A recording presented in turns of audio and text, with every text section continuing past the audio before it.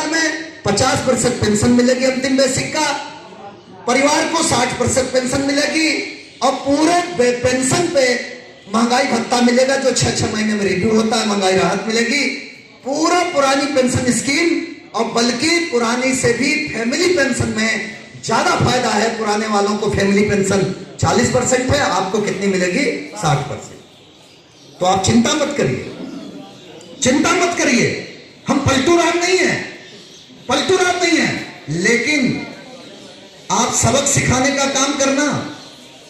जो लोग कह रहे हैं आज, जो लोग कह रहे हैं कि हम पुरानी पेंशन स्कीम हूबहू दिलाएंगे, उससे कम कुछ भी मंजूर नहीं है, आप उनको भूलना मत, भूलना मत। आप याद रखना, उन्हें 1 अप्रैल 2025 को उनका वादा याद दिलाना कि आपने तो कहा था, आपने तो कहा था ओपीएस ले आएंगे, क्या हुआ? लेकिन लाल झंडा वो झंडा नहीं है। लाल झंडा वो है कि कोई बात नहीं, हमको भूख लगी है और हमारी भूख 4 रोटी की है, हमारी भूख 4 रोटी की है। मेरा मालिक, मेरी सरकार, जो मेरे आका हैं जो दिल्ली में बैठे हैं, वो कह रहे कि नहीं, हम आपको 3 रोटी देंगे, आप 3 रोटी लेना हो तो लीजिए और नहीं तो भूखे बैठे रहिए। उस समय क्या करेंगे आप? 3 रोटी लेके पेट भरेंगे, एक के लिए लड़ाई लड़ेंगे, या फिर 4 रोटी के लिए बैठ करके भूखे मर जाएंगे? बोलिए। 3 रोटी लेंगे, खाएंगे, पेट भरेंगे, थोड़ी ऊर्जा आएगी और 1 रोटी के लिए उसी सरकार के खिलाफ संघर्ष करेंगे। यही किया, यही किया। अगर अभी 50% पेंशन ना लेते, महंगाई भत्ता ना लेते, फैमिली पेंशन ना लेते, वापस चले आते, 25 साल का जो उनका कहना था उस पर ना लेते, वापस चले आते, तो यही यूनियन है, यही संगठन, शेर, लोखरी, सियार, चीता, गाय, बिल्ली, कुकुर, ये जो घूम रहे हैं आपके बीच में, यही कहते कि सरकार तो दे रही थी पेंशन, लेकिन यूनियन वालों ने नहीं लिया, यूनियन वालों ने नहीं लिया, यही कहते ना। और जब ले लिया, और जब ले लिया 75% मिल गया, तो आप कह रहे हैं कि ये लोग समझौता करके चले आए, जैसे ये होते तो कुछ करके नहीं आते। तुम्हें बुला कौन रहा है? तुमसे पूछ कौन रहा है? तकलीफ तो यही है, तकलीफ ये नहीं है, तकलीफ ये है कि लाल झंडे को क्यों पूछा, इनको क्यों बुलाया। तो मैं आपको यह भरोसा दिलाता हूं मित्रों, आप चिंता मत करिए, बिल्कुल परेशान मत होइए।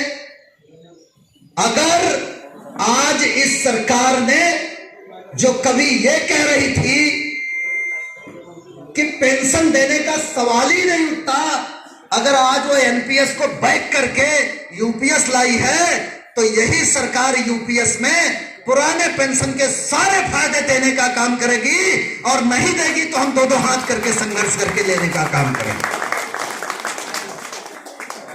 अब आइए, 4 यूनियन है, बेसिकली 4 चुनाव लड़ रहे हैं, गौर करना, और सबके सब राजनीतिक पार्टी की यूनियन है, सबके सब। ये व्हाट्सएप यूनियन शेर छाप जो लड़ रही है ना, ये कम्युनिस्टों की यूनियन है। ये जो मुट्ठी बाली चक्र, पीएमआरकेपी, सब जगह लगा होगा पर्चा, सरकार की यूनियन है, ये वर्तमान सरकार की, बीजेपी की, ये बीजेपी की यूनियन है। अच्छा, मजे की बात, इन्होंने भी पर्चा निकाला कि यूपीएस अच्छी चीज है, और उसके बाद अब क्या कह रहे हैं, दोनों यूनियनों ने आपके साथ धोखा किया। आप समझ रहे हैं ना, सरकार इनकी है, सरकार इनकी है, और यूनियनों को यह भी जिम्मेदार ठहरा है।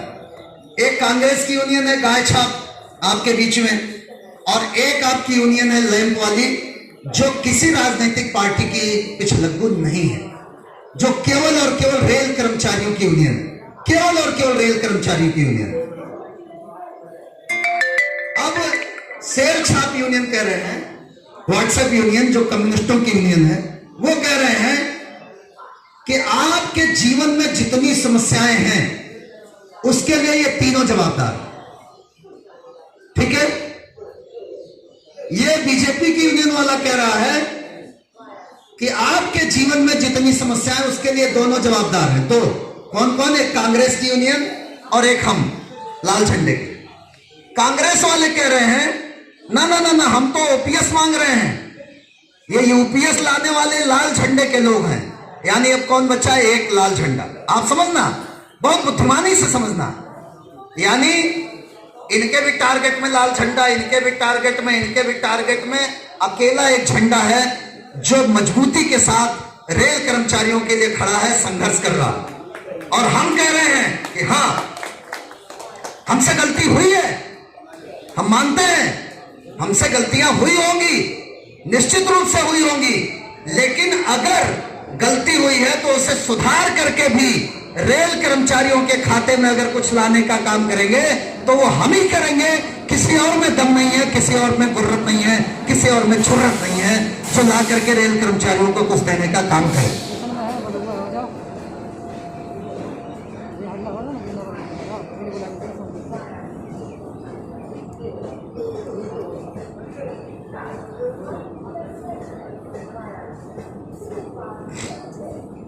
साथियों,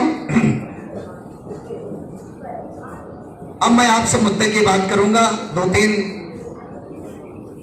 क्योंकि समय बहुत हो गया है। यूपीएस पर मैंने आपको बोल दिया, एलडीसी ओपन टू ऑल पे बोल दिया, आपके जीवन में और भी जितने प्रकार के दिक्कतें उन पे बोल दिया। लेकिन मेन चीज है साथियों, रेलवे का विघटन, रेलवे का प्राइवेटाइजेशन, रेलवे की बर्बादी। रेलवे बर्बाद होगी ना तो सब बिक जाएगा, सब बर्बाद हो जाएगा। और उस बर्बादी को रोकने के लिए आप सब